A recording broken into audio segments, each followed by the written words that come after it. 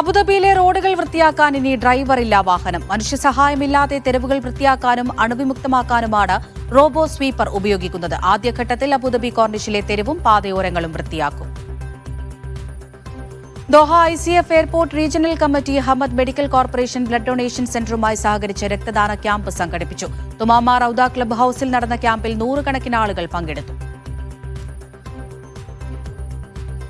Qatar മതകാര്യ വകുപ്പിന് കീഴിൽ Sheikh Abdullah bin Zaid Al Mahmoud Islamic cultural centre Malayali കുടുംബങ്ങൾക്കായി ഫാമിലി കോൺഫറൻസും ടീം സ്പേസും സംഘടിപ്പിക്കുന്നു.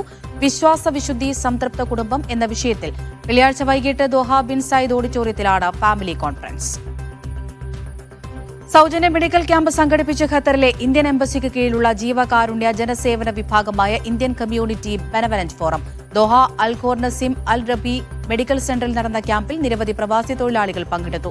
കൺസൾട്ടേഷൻ, മരുന്നുകൾ തുടങ്ങിയവ ലഭ്യമാക്കി. ഫോക്കസ് ഇന്റർനാഷണൽ ഖത്തർ റീജിയൻ 20ാം വാർഷികാഘോഷത്തിന്റെ ഭാഗമായി ലീഡ് ഓൺ കമ്മ്യൂണിറ്റി മീറ്റ് സംഘടിപ്പിച്ചു. ICC മുംബൈ ഹാളിലായിരുന്നു പരിപാടി. വിദ്യാഭ്യാസ പ്രവർത്തകൻ ഫിറോസ് PT മോഡറേറ്ററായിരുന്നു. അബീർ ഷാജി, സഫിറുസ് അസ്ലാം, അനീസ് അസീസ് തുടങ്ങിയവർ നേതൃത്വം നൽകി. സൗദി ദമാം OICC വനിതാവേദി ഓണാഘോഷം സംഘടിപ്പിച്ചു. ഓണച്ചന്തം എന്ന പേരിൽ സംഘടിപ്പിച്ച പരിപാടിയിൽ നിരവധി കുടുംബങ്ങളും പ്രവർത്തകരും പങ്കെടുത്തു. വനിതകൾക്കായി മലയാളി മംഗ ഫാഷൻ ഷോ മത്സരവും നടത്തി.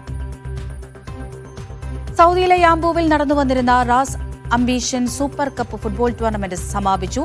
HMR എവർഗ്രീൻ FC ജേതാക്കളായി.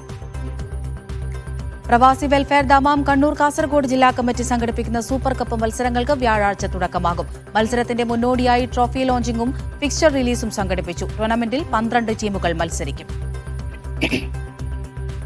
ഹിജാബ് വിവാദം ഭരണഘടനാ മൂല്യങ്ങൾ സംരക്ഷിക്കപ്പെടണമെന്ന് സൗദി ഇന്ത്യൻ ഇസ്ലാഹി സെന്റർ ദമാം അൽ ഖോബാർ ഘടകം ആവശ്യപ്പെട്ടു.